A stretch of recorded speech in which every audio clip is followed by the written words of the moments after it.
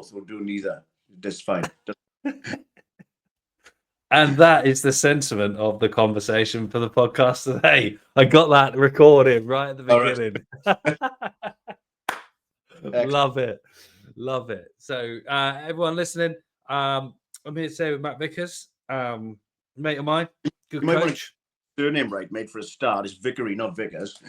Vickery. Sorry, Jesus. It's been one of those, honestly. If I told you how I really feel, you wouldn't want to have a conversation with me after the day I've had today. But yeah, welcome, Matt. Cheers, and hopefully I won't make any more faux pas for the rest of the episode. But today we're just going to chop up some meaningful conversation. First of all, I think the best place to start actually is the reasons why we both hate S&C podcasts. I think it's a good place to start. Yeah, you go first. Well, I don't know when you started the recording, but I stopped listening to S&C podcasts probably about just before lockdown, because it doesn't matter who the guest is, the chat is pretty much always the same. Mm-hmm. What are plyometrics? Box jumps, plyometrics? No. Trap bar jumps, Olympic weightlifting, which is better? Neither. Both. Doesn't matter. It's all general adaptation. It's just general stimulus. Do whichever you find most fun. I work with a lot of sort of beat up, sort of over 30s rugby lads. Their shoulders are fucked. Their wrists are knackered. They can't rack a bar. So I give them a trap bar. If I work with a younger lad and he likes ollie lifting, we'll do ollie lifting. That's fine too. I've got absolutely no bias when it comes to stuff that doesn't matter that much. Yeah. The only bias I have is to speed, plyometrics, and strength to a certain level. And then the stuff is like, well, you can do it. You don't have to. You can. I mean, I just really don't like the middle ground. The amount of importance people put on the middle ground, which you can use if you want to, but you don't really need to be an athlete. You know what I mean? Yeah, without a doubt. And I think that's a really good, I think that's what I struggle with, especially going through writing my book. I've got a lot to hate about writing that book. It opened up some fucking doors that can't be shut now, if you know what I mean, because you go through the process of that, and it's how much of the middle ground shit do you just get rid of that's not needed, and how do you create the roadmap? Because we both know creating athletes that can perform in the gym is really, really easy, and lots of well-known, popular strength and conditioning coaches hide behind that. Yeah, man. I mean, I've been doing this now for nearly 30 years, right? And for the context of anybody under 30, S&C wasn't a thing 30 years ago. Yeah. It wasn't a thing. A rugby team would have a fitness coach and they do some weights, which would be like bench press and squats. But it'd be like so because I had a history in track and field, I go into gyms and like put benches in a row and do jumps over them, and people would come over me like I'm smoking crack. Like, you high? What are you doing? And they're like, what's that? And then what I found really early was, as a personal trainer, though, my USP was I'm the guy who does all the jumpy stuff in the gym, because plyometrics done well. I'm not saying I do it well or did it well, but plyometrics done well is one of the most beautiful things you'll see. Yeah. Fantastic. Absolutely. Fantastic. So, when I started bringing that into the general population space, when I moved from Wales to London, it was like, oh, fuck, this is kind of cool. Because people, like, being big means you are strong, pretty much, There's not many guys who are weak. But get a big guy to jump and sprint, people actually take notice. And I went from having I moved from South Wales to West London. I had 0 clients, and I went from having 0 clients to 10 a day in about a year of being in the gym. And it was all based on that. Oh my God, this what I can do. I can do these jumps. This is way more fun than doing 3 sets of 10 bench press and bicep curls. Yeah. I think that's just such an important point, and that's why I wanted to get you on because of some of our private discourse, because the I think with the advent, and I'm a bit of an old man at heart, like I'm only 37, and I am a bit of an old man because I'm well read, but I like my slippers as well. Do you know what I mean? And I understand like the history. So there's that rule that in 3 generations' time we forget everything we knew before, and we're kind of there now because we're coming into like the fourth, fifth generations of S&C coaches from starting with the Soviets, and so now you've got all these coaches trying to sell the secret potion of breaking down general practice into courses and programs to try and get a mint off of a kid that doesn't really know what they're doing. Mate, 100%. And Do you remember Paul Check? yeah. Ripped, Right? bald, drugged up to the gills. Crazy. He was crazy, motherfucker. I was in a gym in training, and I was working in there as well. That's the gym I was mentioning. And he Yeah. came, right? And he's this tiny little dude in those weird Vibram 5-finger shoes. Remember those of creepy fucking glove shoes? And he came, he came waddling in the gym with a briefcase, shorts, and a vest on with a jacket over the top of the vest, like a suit jacket, right? Yeah. Who the fuck's this whack job? And we had to sign in because he wasn't a member. He's like, Paul, Yeah. oh, your name's really familiar to me. And he said, oh, I do it. And he says, in his odd voice, do you read exercise literature? And yeah, I do. Yeah. Yeah. 1998. So there was no like fucking courses really. And he said, oh, I've wrote a few books. And I was like, oh, fuck, I've read your stuff. And he went in the corner and started doing 50-kilogram one-arm snatches, mate, with a dumbbell. And the dude weighed about 75 kgs. And I was like, holy shit. And as he was walking out, he said, do you want to come to one of my seminars? And I'm like, yeah, okay. And this is in the time before he started worshipping horses and shamans and stuff. And he lost sight. Yes. Wearing like hemp suits or all that shit. Yes. Yeah. And he really pushed the bent back lifting, the flexed spine lifting, Yeah. Bones. And I was like, fuck, man, this makes total sense. Because, my grandfather was a master carpenter. He lifted things with horrible technique on a building site. And I was like, but it didn't bother him. He was strong. Yeah. He was like chucking like boards and bags of cement over his shoulder. And it didn't make any sense, this whole neutral spine business. And Paul Check was like, yeah, that's just what it is. And like I said, then he kind of went, woo, nuts. But there was legitimate information in there. Yeah, he crossed the he crossed the precipice, didn't he? And that's, I remember, what did I get? I got my PT in like 2008, 2009, and that was kind of what Facebook sort of had just started, but it was all YouTube and blogs before that. And you had the Czech Institute, you had Pavel, you had, who else did you have? What's his name? He's dead now. Poliquin. Yeah, Charles Poliquin. Well, I was at the seminar with Czech, and he said, you've got a bias towards strength training. And at the time, I was like, yeah, maybe, yeah, sort of, I guess. He said, you need to meet this guy who's come into, and he was at the Earl's Court Exhibition Centre, which is now destroyed. He said, you should come here in a few months because this guy called Charles Poliquin is coming here. And I'm like, okay, whatever. He said, you should meet him. He's coached Olympians. So again, I went along to that seminar, and I was blown away actually with Poliquin at the time, because it was like, I've got this like weird natural sort of overconfidence in my ability. So I like full fat on my face all the time still. But I went to that seminar, and I was like walking into through the doors thinking, I've heard a lot about this guy. Now I've researched him. And again, it's kind of before the internet. It was like 2002. But I was like, I've heard of this guy. He's going to probably want to hire me as a coach. And how do I tell my clients that I can't train them anymore? Because I'm working for this Olympic strength coach. And I sit down like, oh my God, I am going to Scooby-Doo what's going on here. But again, he went mad as well. So because when they turn into gurus, they completely lose the plot.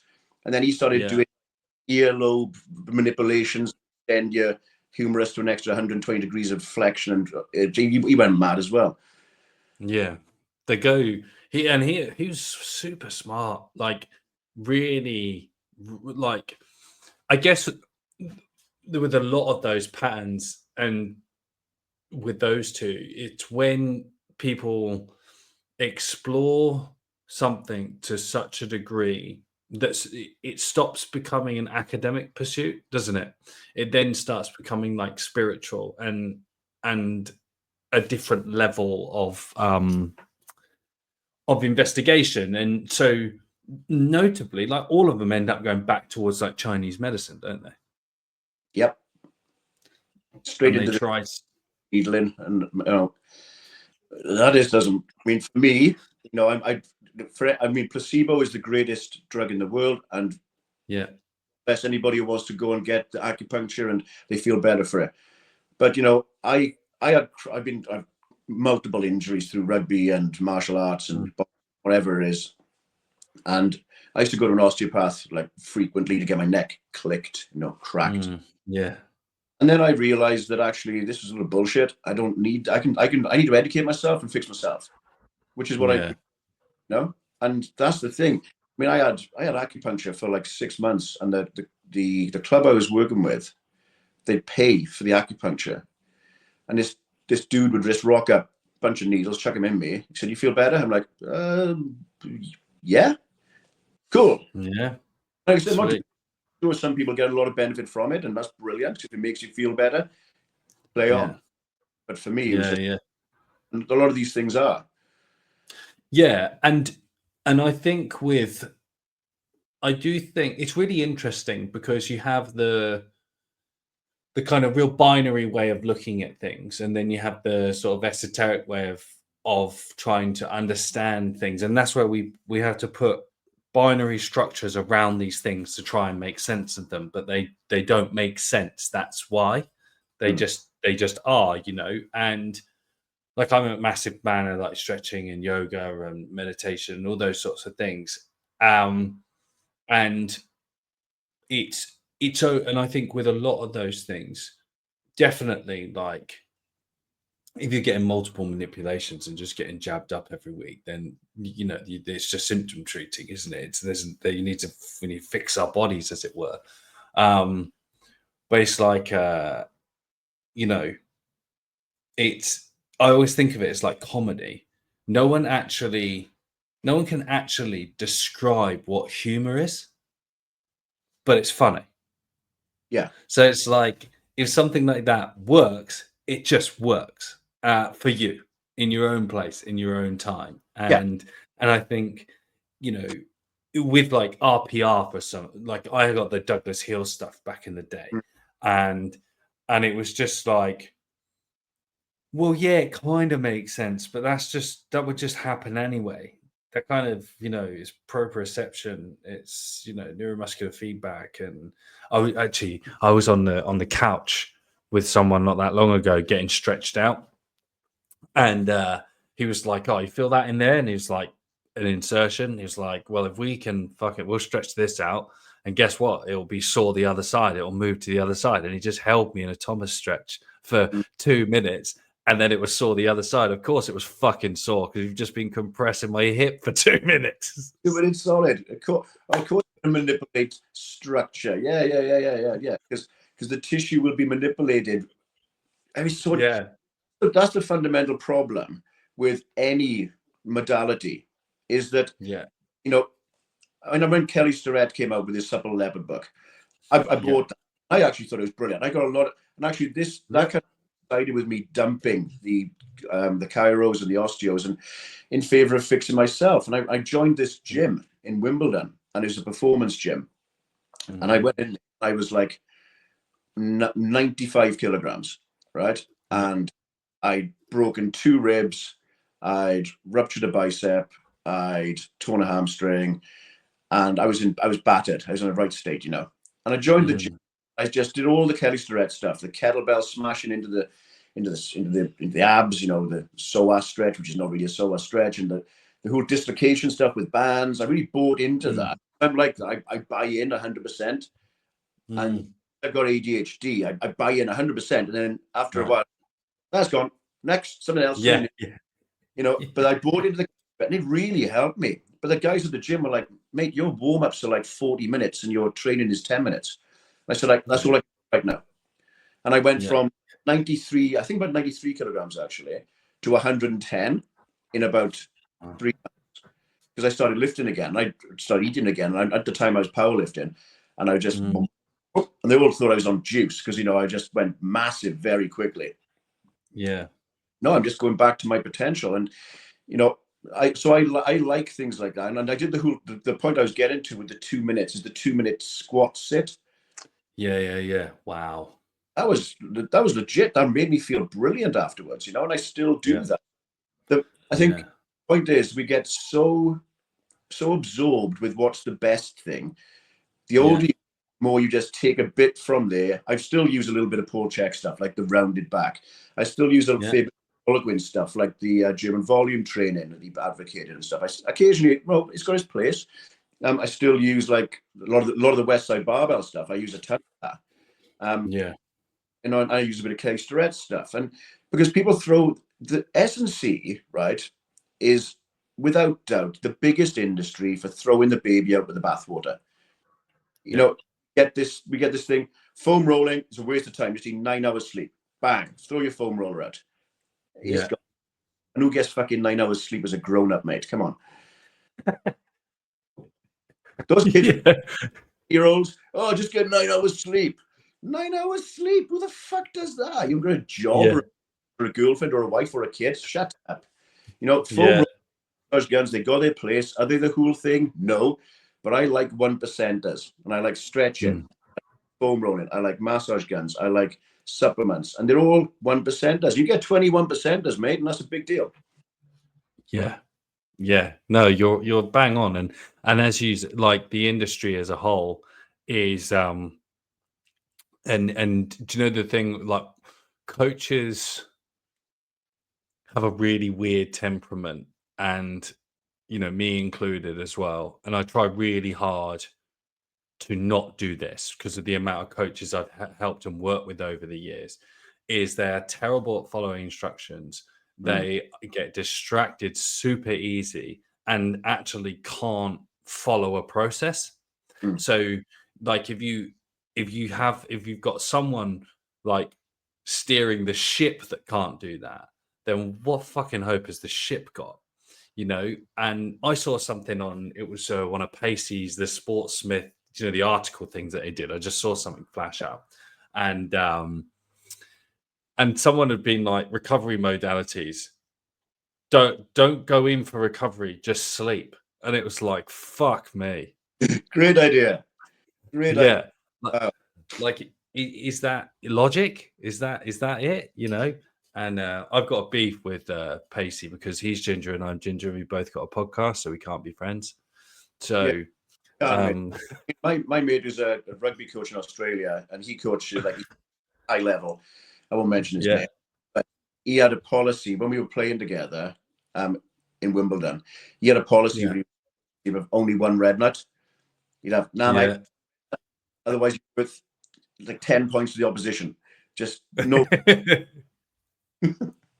Yeah. Oh, mate, that's but it is, you put two gingers in one room, you got a fucking problem because they don't know what to do with themselves, because it's like a fucking rare animal. It's why he never puts me into his conferences or anything. He doesn't, because I can't be in his speed group because I've got red hair. But also, mate, you probably wouldn't want to be. No. I mean, God bless him. I don't know him, so I'm not going to say like he's a good book.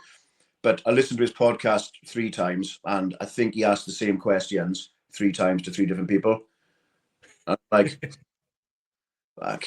You know, like, the thing is, young S&Cs, I'm a big believer in reading books, right? And I'm a big podcast. You should accumulate as much information as possible, you know, and don't be dogmatic on it either. Listen to Dave Tate speaking on his show. Listen to Elite FTS and listen to like Mike Boyle. Don't pick a camp. Yeah. Joe DeFranco, great. Listen to him. That's cool. He's got some great stuff. I remember back in the day, Joe was like one of my first sources on Elite FTS. Was one of my first sources of information. Buddy Morris, Elite FTS. That stuff was wicked. Those forums they had up was stuff. And you had coaches like Buddy Morris couldn't be further away if you think from Mike Boyle, but they agree on 95% of the stuff. And they just. And whatever, doesn't really matter, but just take little bits, because if you're a young coach and you don't have like a system or a training bias, then nobody else is for a while. Follow theirs and then take something from somebody else and follow theirs. At the end of 10 years, you'll have some good experience. Yeah, you need rules to adapt within, and I think that is so important. And you made some really, really good things there. Like, if you think of like evolution of information and access of information, you've got those guys for the first time being able to talk to each other all in the same place on a forum. So it's like, that's rich conversation, and they're all just trying to figure stuff out. And I think universities have got a real big issue. Did you do uni? Did you go to uni? I was an S&C coach before it was a degree. I remember the first guy I was coaching, right? He lecturer at I can't remember which university it was now. One of the first ones to have an S&C degree. Bolton. I was coaching him, and he was like, he said, I got a bit of an issue with plyometrics. And I said, well, have you read Verkhoshansky's work? He's like, no. I said, then how are you a lecturer? Be respectful of the process. Have you read any of Issarin's stuff, Medvedev? Do you know these guys? And he's like, well, I kind of heard of them. I said, what gives you the qualification to be a lecturer teaching young coaches? I don't get it. And after that, he stopped working with me, obviously. Yeah, because you put him through 1,000 depth jumps in the rest of the workout. Yeah. You shock method until his legs fell off. Still limping. Yes. Stress fractures. Really made me laugh. I don't go to commercial gyms very often, but I went to an easy gym in Wandsworth. And there was this young S&C coach there, and he was giving this mum, she was probably about 45, giving her depth jumps. And he was like, but he was going off of like a probably maybe a 30 centimeter box. Don't jump off, step off. He's going through all the correct coaching cues, react to the ground, hot floor, stiff angles, blah, blah, blah, blah, blah. But she was just some fat mum. You do it. Why? What makes you think it's a good idea? He said, now remember, we got to wait 3 minutes between sets, because then your body can, again, all legitimate stuff if you've got a legitimate on you. But,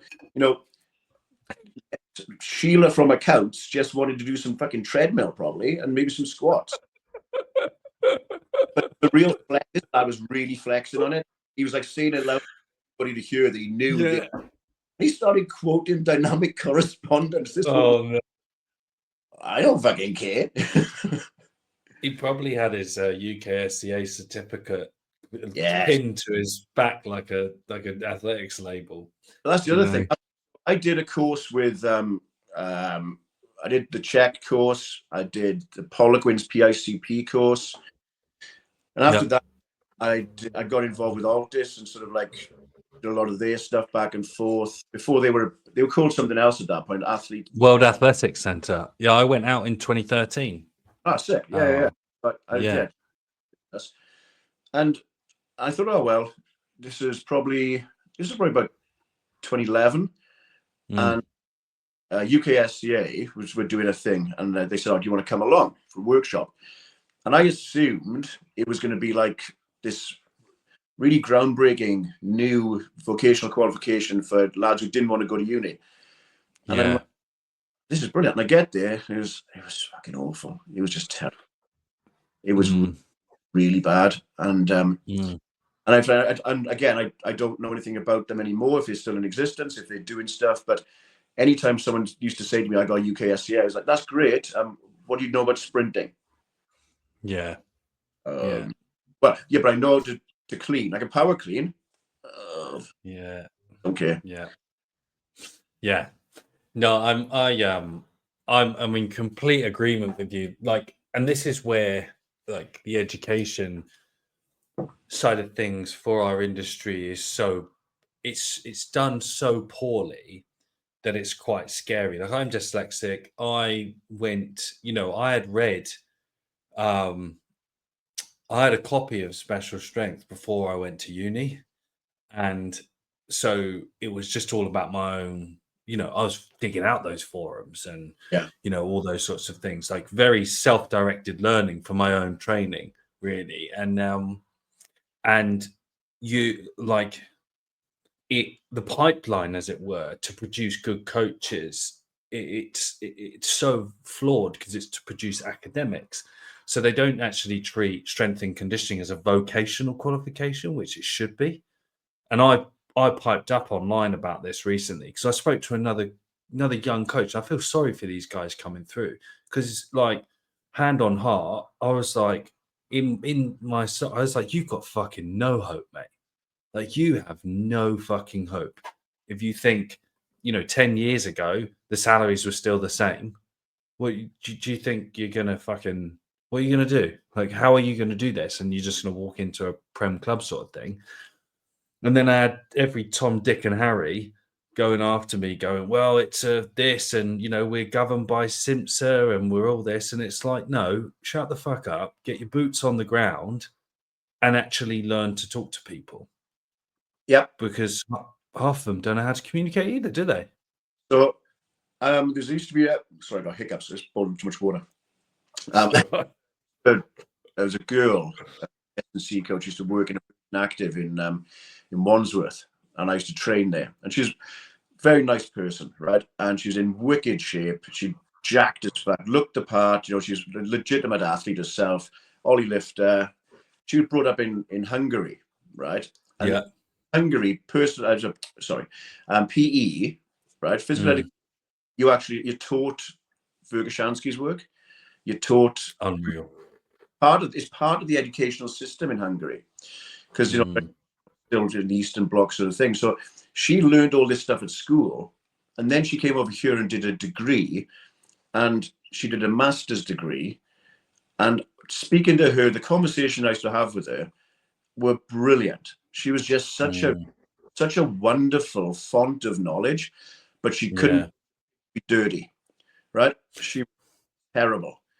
Her people skills were appalling, and she couldn't build a relationship with anybody, speaking to them. She couldn't inspire them apart from how she looked, and then that soon wears off because if you can't get your message across, then you're completely useless. You're not a coach then. You're just an academic. And I've worked with quite a lot of lads who are doing their masters. They've done their degree. They're doing their masters. And like you said, I do kind of feel sorry for them because you've got so many people now with master's degrees who haven't got a Scooby-Doo in terms of communication. And you're thinking, well, where are you going with this? There's only so many clubs.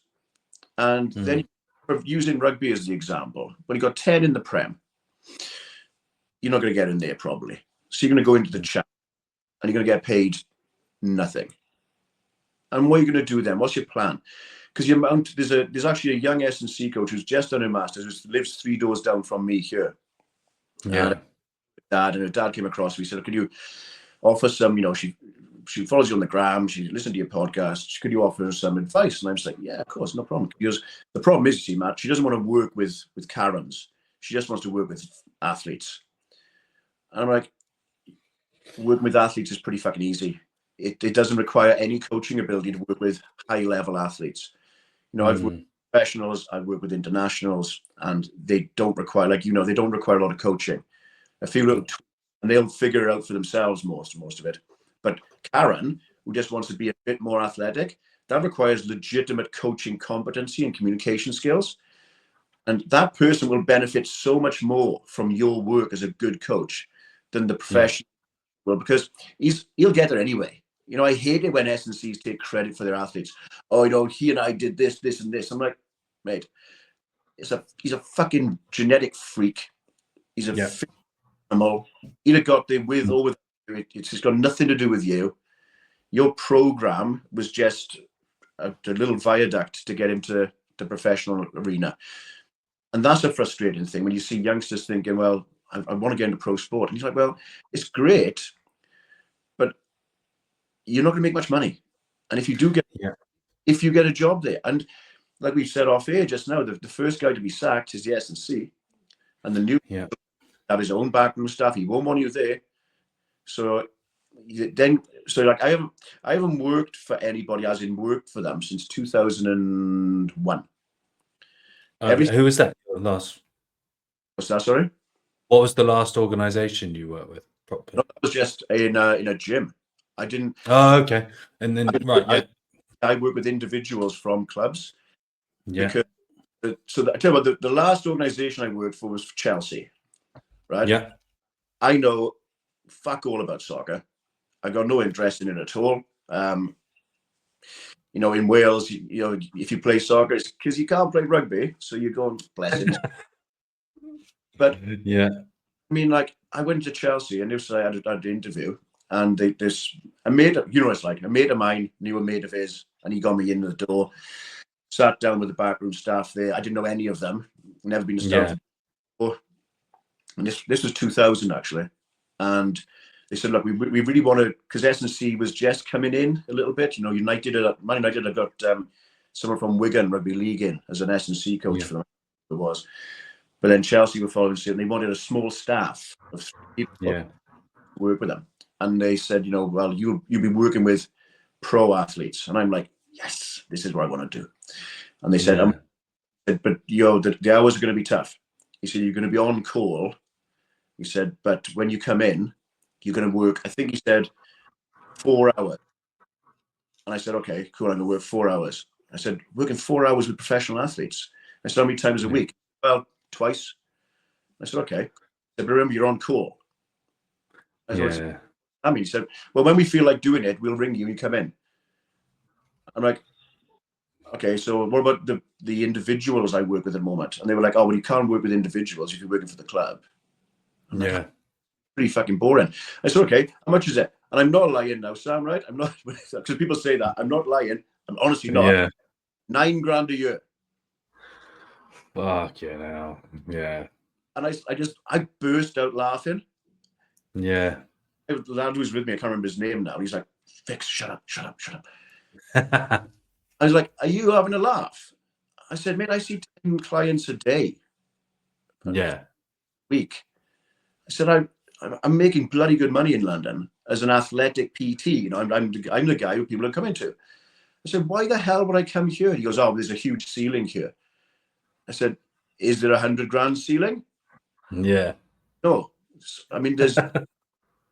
So that's the only interview I've been to since like 1997. And to my word for it, I was like, you know what? They were just squeezing the life out of me financially, because it got to a point where they were like, okay, this guy's doing like 60 sessions a week, and we charge him a lot more for rent. So I just took everybody with me and just left, you know. So yeah, I'm not a boss since I was 2001, and I'm completely unemployable now. You know, I went back to the club just after to lockdown. I went and worked for a club, and I won't name the club, but I sat down with the chairman and the head coach, and I'm talking to them, and they haven't got they don't understand. They're still in the bodybuilding and powerlifting mindset, and this is a high level, not prem obviously, but it's a high level. And I said, okay, well, I get complete control of the program. They said, yeah, complete control of the program once a week. And I'm like, once a week? How long for? They said 1 hour. 1 hour before skills on a Tuesday night. I said, so you want me to run a program for 1 hour once a week before your skill session? I said, I don't get it. And I started working with the lads. But I thought, you know what? I want a new challenge. I'm a bit bored. And so I just did it. And it wasn't for the money. It was just thought I might want to get back into team. So, I enjoy the banter is, you can't replicate that. Yeah. I did a pre-season with them, and it got to the first match of the season, and 3 guys went down with hamstrings and calf strains. And I'd been pushing that as an agenda for the pre-season. And the coach turned to me, he said, "You said you're going to bulletproof these lads for ankle and calf and hamstring strains." I said, "No, I didn't. I said, your lads are weak as piss." I said, they need a ton of work. I said, but 1 hour a week. I said, do you honestly think 1 hour per week is going to prepare them for the physical demands of rugby? I said, I've just what's wrong with them. They've got injured. And they were like, oh, yeah, okay. And that was it. I was just like, you know what, I'm off. I'm done. So, yeah. That's mental. And it's not like, yeah, I can see that. And even like the financial to work at Chelsea, like so my friend was the head of performance for the ladies up until about pre-lockdown this was, and he had his second kid and his missus threatened to divorce him if he kept doing it because he was driving from Essex to Cobham, and it was mental. And when he left, the HR were like, write down all your roles and responsibilities, and so we know what to advertise for. And they advertised for 3 jobs in his replace. And it's just like, but they'll take an arm and a leg when they can, won't they? You know, and that's because you're winning. 100%, mate. But you know, I wouldn't ever go back into team sports now. And like I said, I'm totally unemployable anyway. I can't be told what to do. I'm belligerent with things. You know, if I know it's right, I'm not going to be told it's wrong. Because I don't need to be. You know, because you know everything, and I'm still learning. I still love, like, your book. I bought that book. I love that book. I'm obviously going to plug it because it is a great book. And I said to you when it came out, I said it's the best speed book for field sport athletes I've ever read. And I mean that sincerely. Equally, there's no others. So it could be shit. You know what I mean? That's why I take it. Yeah. Good, because, you know, if you read, I mean, Charlie Francis's work, you know, it's really good to have that knowledge in the locker. The high stuff, brilliant. No, great stuff. But rugby, there's no low. There's only high. You know, so it's like, well, that doesn't really work. And I'll see a lot of young S&Cs on Instagram going, oh, I like to practice the high-low method that Charlie Francis introduced. They flex on their knowledge, and that's brilliant. But, you know, you're telling me that day 1 is high, day 2 is low, but it's full contact, full goo on Tuesday night. That ain't low.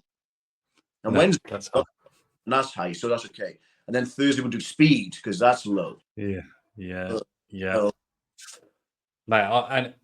that's why kind of actually I took the challenge to write the book, because of those issues, and through my own experience, and also as something that I want to leave it behind. Like, I'll leave it behind, and you know, it will be what it is, and that's where I can sort of, when I want to hang my boots up, as it were, and do something else, actually go make some money for once, then I can leave that behind. But I remember when I got Charlie Francis Key Concepts, and I think you've played sport as well. Like, you're an athlete, right? You get it. But so many coaches within the profession haven't played sport, and they aren't athletes. They're academics. So they don't know what it's like to be hit in the face. And they don't know what it's like to play 6 games of rugby in 6 weeks. And they don't know, like, a pre-Christmas run-in is disgusting on the body. Yeah. Because the weather changes. And so then you're getting forced. Everyone's like, we need to do vertical integration. And it's like, no. Yeah. You fucking what? How are you going to do that? Good luck on that one. I mean, but again, though, remember, you know, there's this, I don't know if you know it, it's a thing called the Book of 5 Rings. Have you heard of that? Or yes. read that? Right. Yeah. Right, there's a quote in there that says, know the way broadly, and you'll see it all in all things. And vertical integration, West Side Barbell, concurrent training, sprint work. If you know the way broadly, you'll see it in all things. So, you know, Louis Simmons' chart to calculate the amount of maximal effort work. Well, using sprinting as a maximal effort work. The repetitions are going to be similar, you know? Yeah. When you have that knowledge in the locker, it's okay. Well, how many strides shall I do then? Well, how many strides do you get? You know, 7. Let's do a 7 strides thing. You look at Pribin's chart, and it says somewhere between 6 and 10 or something. You know, it's like, well, that's the gold. Then you understand the entire fucking world, and you're a legend. You know what I mean? Yes. Yeah. If you don't understand it, and don't get me wrong, I mean, people look at Westside Barbell and they think meatheads, steroids, Pitbull, Louis Simmons, Maniac. But I guess I did vocational qualifications with anybody, Mike Boyle, Poliquin, Check, some other people as well. And it wasn't until I was introduced to Louis Simmons's work that I kind of understood how it all works. Yeah. Because I didn't. Well, I'll tell you something. I didn't understand it at all. Like this the dynamic effort method, you know, speed, strength. I was like, fuck, I get. And compensate acceleratory around Dr. Fred Hatfield brought that out, and I'd hear ways explosively to gain more neuromuscular facilitation, all this business, and I'm like, this makes sense, but I don't know how to program it. And I'm a very, very practical / visual learner. I read a lot of books, but I have to read them. Well, first of all, I can't read one book. I have to read like 3 because again, because I've got fucking all sorts of attention problems. So I read a novel. I'll read like your book, for example, and I'll have like Joel Smith's speed book. But I just sort of deep delve into speed. Yeah. Reading like a fucking historical novel as well, because I can't focus on one thing for a length of time.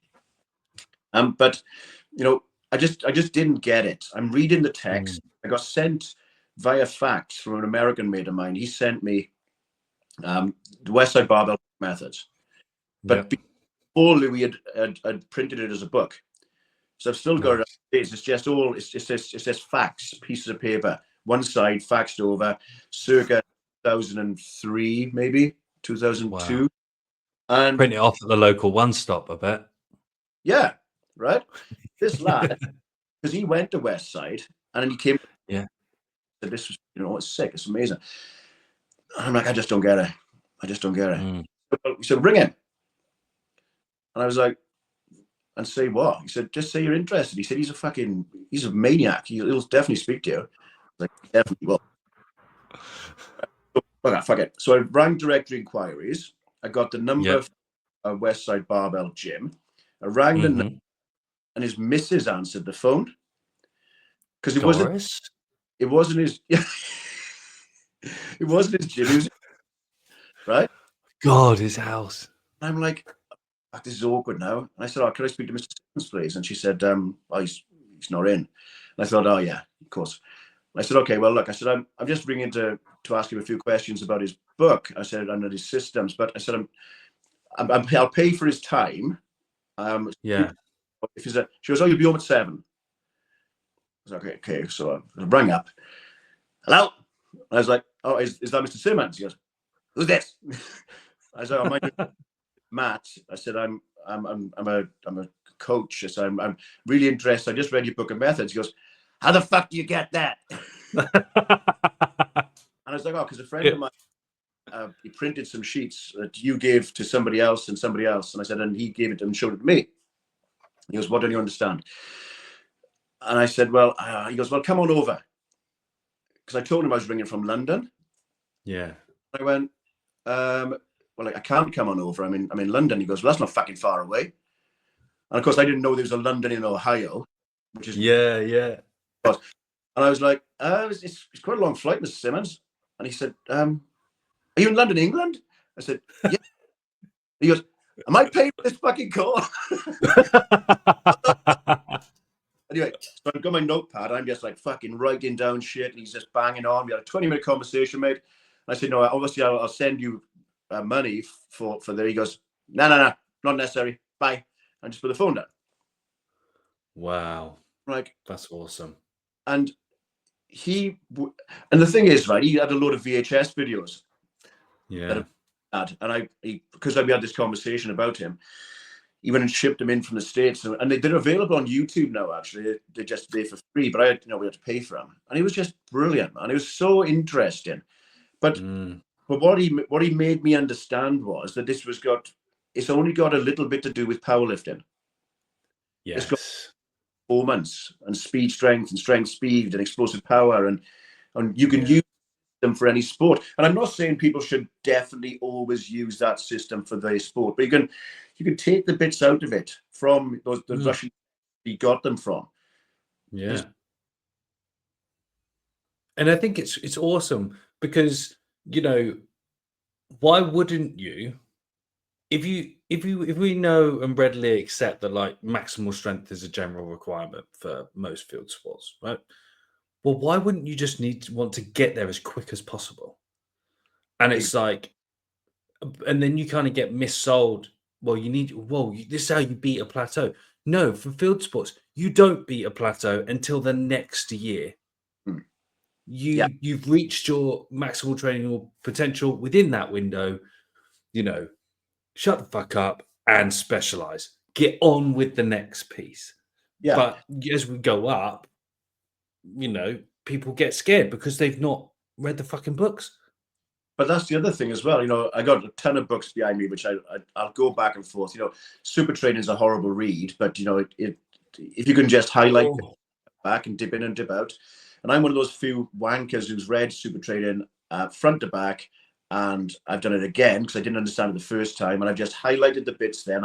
And then you read it like a textbook is supposed to be read, and it's like, okay, this is the matter I'm interested in. I'm going to read that, highlight that, and da-da-da. But you know, when you've got that knowledge from the original texts, Louis was just using it for powerlifting. You know, this is you know, Fergashansky wasn't working with powerlifters; he was working with Olympic athletes. You know, and the data that they got together, and Prilipin, the data he got together was all from Ollie lifters. It wasn't from powerlifters. It wasn't from anything else, but it transfers over. But I had this lad. A mate of mine owns a gym in Wales, massive gym. And I was down there for the weekend with my boy. This guy comes across and he said, "Oh, you know, Vix, could you have a word with my boy? He wants to get into the Dragons Academy and need to work on it." And I said, "Okay, well, where is he?" He said, "Oh, he's over there." I said, "What's his problem?" He goes, "He's just not strong enough. Just not strong enough." And I was like, "Okay, how old is he?" And he said, he's 16. I said, "Okay, cool." I was expecting to see this like stick thin, you know, emaciated, flyweight boxer. Yeah. And I said, is I'm in the corner there? And there's like this fucking monster in the corner squatting 160. And I was like, I don't know what his problem is, mate, but it's fucking not strength. Yeah. If we can just get him to 200 for 8, he said, that's the goal. But why? He said, because that's what the Dragons Academy guy said. You know, he's got to get stronger. I said, but can he catch? Can he pass? Yeah. It's not about that because he's a prop. I said, it is about that. It's sport. It is about it. Might not be about 65 or 1975, but it's damn sure about it now. Yeah. And I think those are a lot of those that I have it with a lot of the speed stuff is people always ask me like to help them with their speed, but give me a tactical reason why they're slow. And it's like, well, maybe it's not your speed. Maybe you're just shit. And, you know, like, or like weak rugby players, right? Which is the best one. It's like, as you said, he's not strong enough. Or maybe he's just not technically good enough in contact. Maybe he's not a good wrestler. Maybe he's just not nasty enough to play rugby. Can he use his fast? I.e., powerful. Can he explode into contact? Can he hit racks and explode into those things? And that's what drives me crazy when people don't think that props shouldn't train speed. Like, well, it's not about, because I try to tell this guy I work with, he's a prop, and I said, look, it's not about your sprint times, mate. It's about coding. It's about getting to appreciate that your brain and your muscular system has to react incredibly fast to hit racks, hit people, to be a fucking weapon on the pitch very quickly when you react to stimulus. Yeah. Full ejector seat.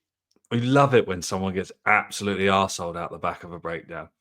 It's so good. Of course it It's is. so good. And that's It's a great part of the game. yeah, and I guess that's what matters. I'm really conscious on time. I know you got to do the school run. So that mate, honestly, that was so good. We'll have to get a round 2 in the pipeline because that was fun. I think I want to do a round table with a couple of other coaches. I think that'll be good. Yeah. Because these conversations are so much fun. And from older heads as well. People have been around the block. Like I don't care about your Premier League fucking dashboard. You can shove it up your ass. Really don't. Yeah. No, I mean, I really don't. I won't say anymore. Yeah, that's it. So for those people who don't follow you on the gram, what's your handle? How do people see your training, Juice? Jump throw lift is my Instagram. I don't have any other social media. If I could call it sprint jump throw lift, I would, but it just doesn't roll off the tongue. No, And jump throw lift's good. yeah. Yes. Well, thanks for having me. Love it.